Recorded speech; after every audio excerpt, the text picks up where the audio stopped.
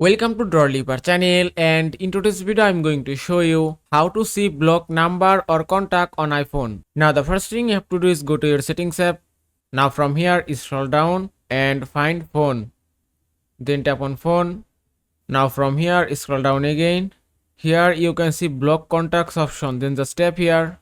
Now from here you can check your block number or contacts. Here you can see a block number. Also, if you want to add any number to your block list, then just tap on add new, then search the number or contact, and it's done. Now the contact has been added successfully on the block list.